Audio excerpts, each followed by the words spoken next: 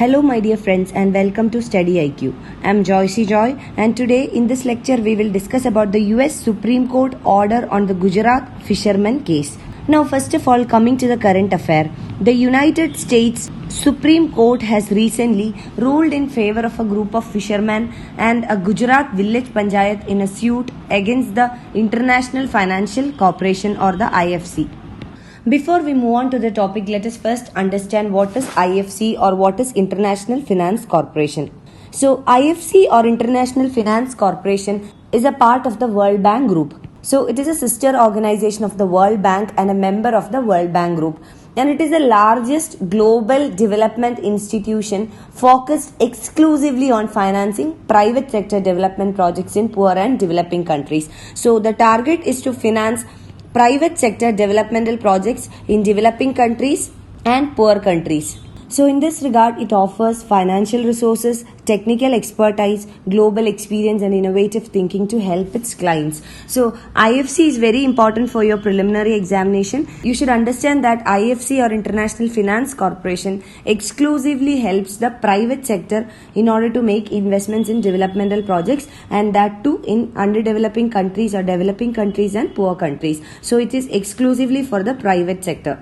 Now let us move on to the current affair. But before that, this is our channel Study IQ, and we are providing pen drive courses for various competitive examinations including SSC and bank courses, UPSC optionals, SSC JE courses, teaching examination, railway examination, defense examination, RBI grade B, NABARD grade A, UGC NET, UPSC civil services examination, CLAT exams for various state PSCs and also for various professional courses. You can visit our website www.studyiq.com for more details, or you can call to any of these numbers for more info. Let us first understand what was the dispute. So, the case or the dispute relates to an alleged pollution that is caused by a Gujarat-based power plant, and this power plant is partly financed by IFC. So, we have seen that the objective of IFC is to finance those developmental projects in developing countries and poor countries,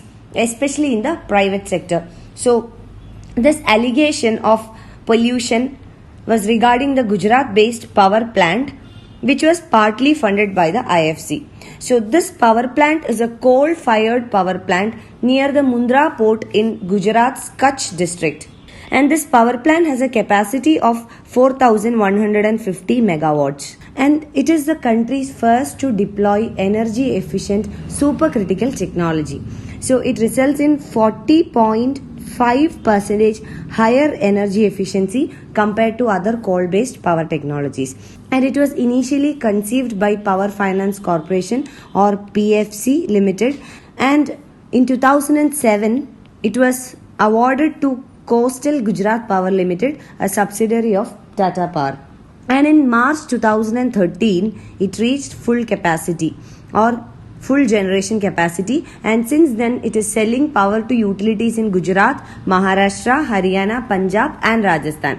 Now coming to the funding, the project cost is estimated to be $4.14 billion, and $450 million were funded in 2008 by the IFC. So we have already seen in the beginning, partially this is funded by IFC. So other contributions in this include Asian Development Bank, ADB, Export Credit Agency of Korea and also CGPL.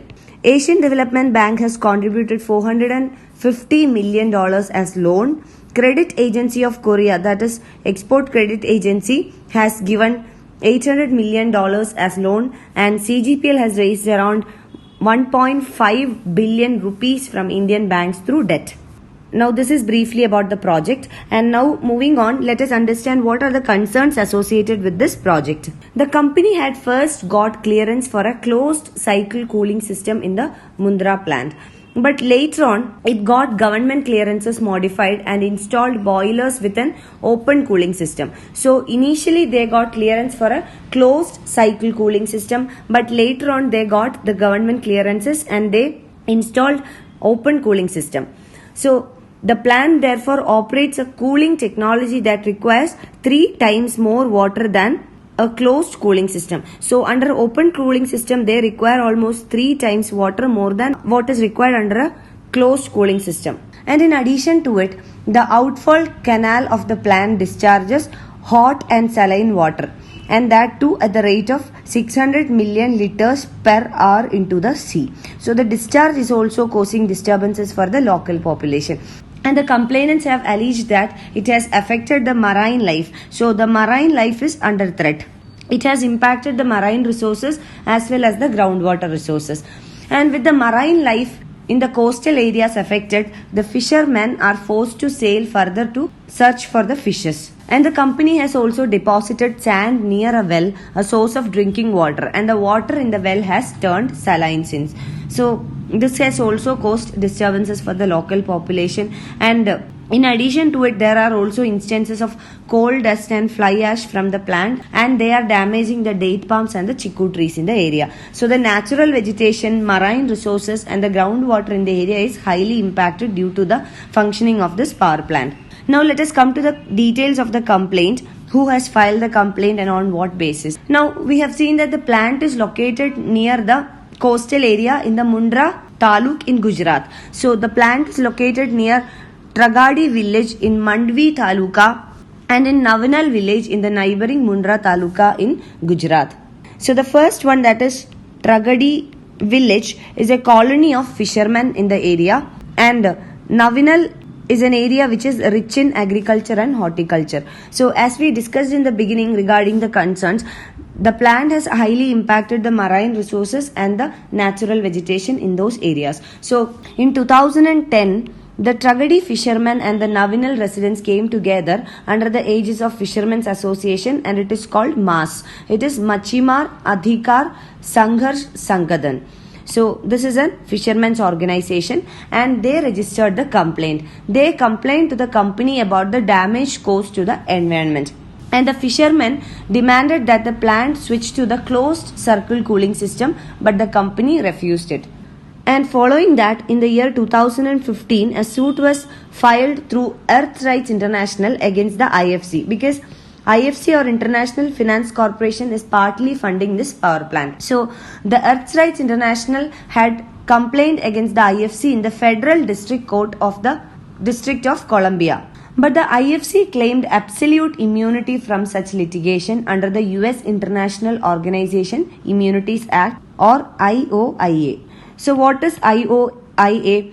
It is US International Organization Immunities Act. So under the IOIA, it grants international organizations like the World Bank, WHO, etc.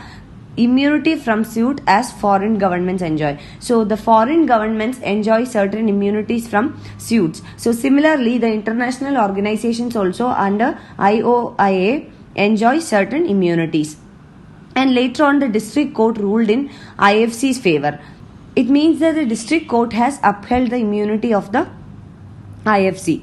And again, the Court of Appeals for the district also upheld the verdict of the district court. Now coming to the current verdict. Now the current verdict has come from the Supreme Court of USA. So later on, the challenge had moved to the US Supreme Court. Then the US Supreme Court reversed the appeals court judgment. The appeals court judgment was in favor of the IFC. But now the US Supreme Court has reversed the judgment of the appeal court. The Supreme Court held that IFC's claim for absolute immunity from the suit is not valid. So it ruled that IFC enjoyed only restrictive immunity. So now IFC enjoys only a restrictive immunity in activities abroad, according to the Supreme Court of USA's verdict. And the Supreme Court has also remanded the matter back to the lower court for adjudication on damages.